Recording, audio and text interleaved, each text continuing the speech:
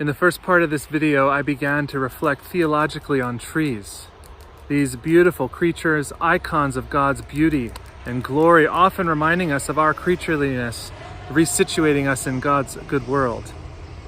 In the second part, I want to show how throughout human history, but especially in the last 5,000 years, humans have reduced trees to natural resources, which are being consumed at an astonishing rate. Indeed, much of the history of civilization as we know it is built on consuming carbon-rich resources, and trees were the first to go. This, even as the psalmist declares, the trees of the Lord are well watered, the cedars of Lebanon that he planted. I want to talk more about these cedars of Lebanon, referred to by the prophet Isaiah as the glory of Lebanon. These trees more than 100 feet high, some 45 feet in girth, living thousands and thousands of years. At the turn of the 3rd millennium BC, these forests covered the Levant. By the time of Jesus, the trees had been stripped down of big timber, and today the cedars of Lebanon cover less than 1% of their original historic landmass. And a changing climate ensures they will never return. So the cedars of Lebanon are like a double icon. They're an icon, both the glory of God in creation, but similarly, or in a parallel way we might say, they are a symbol of the human propensity for greed, for failing to live in right relations on this good creation. Now, as human settlements transitioned from hunter-gatherer societies into building settled empires, the relationship with creation evolved dramatically. Empires of the ancient world consumed timber to build naval fleets, to build palaces for kings, temples for their gods, and to exert power over both land and labor. This was the case throughout the ancient Near East, the world of the Hebrew Bible, but we see that in other stories, like the Epic of Gilgamesh. Gilgamesh sends workers in search of timber into a forest in southern Mesopotamia, said to be thick, so thick the light couldn't penetrate to the forest floor. Think of this now as the Middle East today, completely desertified. Not at all what we know, but in the story, the ferocious demigod Humbaba is sent by Enlil to protect the trees. For Enlil understood the appetites, the unlimited appetites of human beings, and predicted that once humans pierced into this forest, they would destroy the Garden of Eden, where the cedars raise aloft their luxuriance.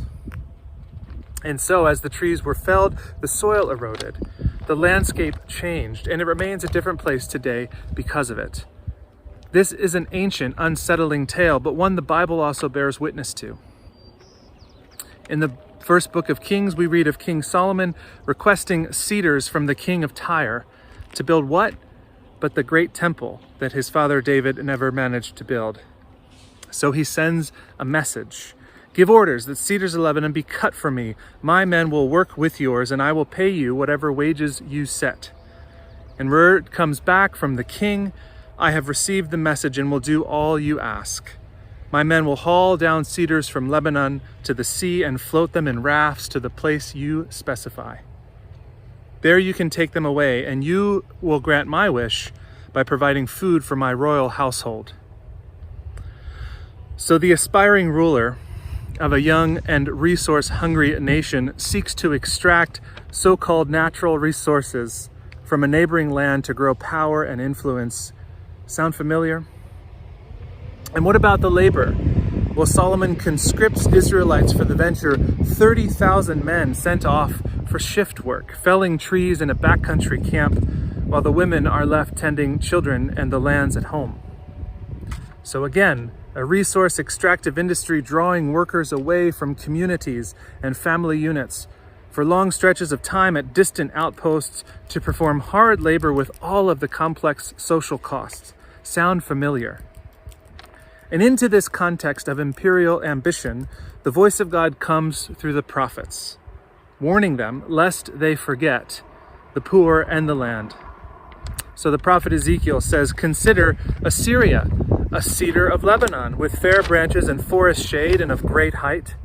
All the birds of the air made their nests in its boughs. The cedars in the garden of God could not rival it.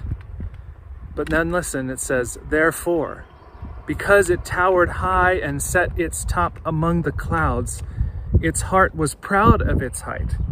I have given it into the hand of the Prince of Nations. You see, this great land, this great empire of Assyria, which was indeed a rich place of trade, surely this, they thought, would be a cedar of Lebanon. But it set its top amongst the clouds, which is Ezekiel's way of suggesting, as my grandpa would say, it got a bit big for its britches. Now, the mighty cedar, once the tower, has become a symbol of the pride of nations, no longer seeing the Creator, for they set themselves in the clouds, which is to say in heaven, thinking themselves divine. And so throughout the prophets, God sets God's self against those who would raise themselves up, and ironically do so through extracting the very resources upon which creation depends.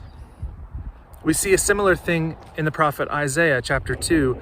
The Lord Almighty has a day in store for the proud and lofty, for all the cedars of Lebanon, tall and lofty, for all the towering mountains, for every lofty tower and fortified wall, every trading ship and stately vessel.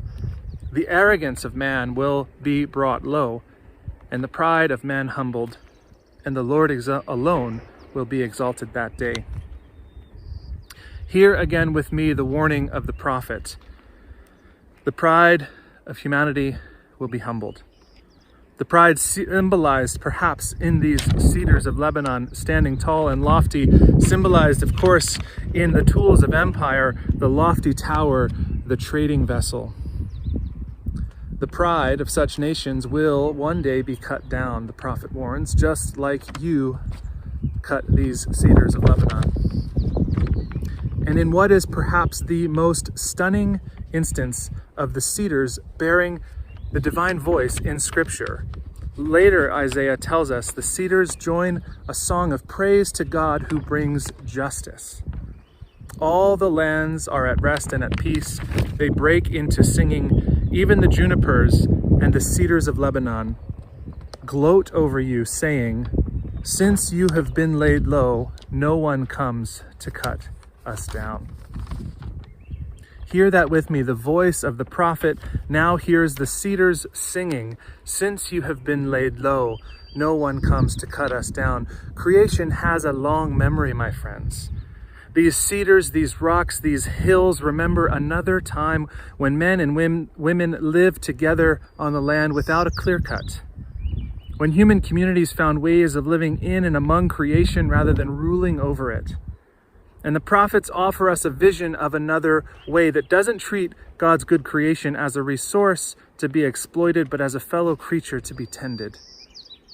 And so the cedars still sing to us of a way of justice and peace, of living within right relationships, of tending the land and its creatures in ways that honor the Creator, that seek justice for creation. It's a song of lament, sung even by these small, scrubby trees coming back in a place once clear-cut. But it's a song equally of hope for all that could yet be in God's good world. In the third and final part of this reflection series, I will offer some of what that vision may entail for the world of Scripture and indeed for our world today. I hope that you'll join me